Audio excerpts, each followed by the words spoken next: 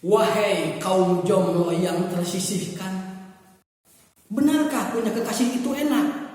Belum tentu juga. Saat malam minggu, anak muda yang punya pacar gelisah, yang laki-laki gelisah karena belum punya uang untuk apel. Tak sedikit yang jual sepatu, jaket, dan celana untuk biaya apel. Yang perempuan gelisah karena belum punya baju baru untuk menyambut pacar. Akhirnya sibuk minjam baju temannya.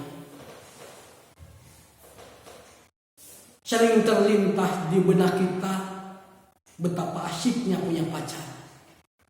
Bisa jalan berdua, bisa curhat, ada rasa rindu, padahal aslinya tidak seindah yang dibayangkan.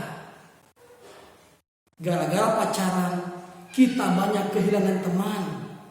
Apalagi kalau punya pacar posesif, cemburuan. Gara-gara pacaran, uang SPP dan uang kuliah terganggu. Tabungan menipis, dosa bertambah karena kita sering pegang-pegangan. Dan yang paling penting, pacaran itu tidak dianjurkan, bahkan dilarang dalam agama Islam. Sabda Nabi, jangan sekali-kali salah seorang di antara kalian berduaan dengan seorang wanita kecuali bersama muhrim. Hadis riwayat Ibnu Abbas. Bahkan di dalam kitab suci Al-Quran, surat Al-Isra ayat 32, Allah berfirman, A'udzu billahi minasy syaithanir rajim. Bismillahirrahmanirrahim.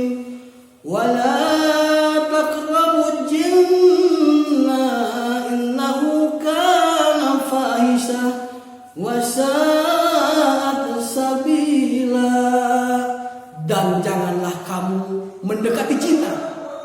Zina itu sungguh satu perbuatan keji dan suatu jalan yang buruk.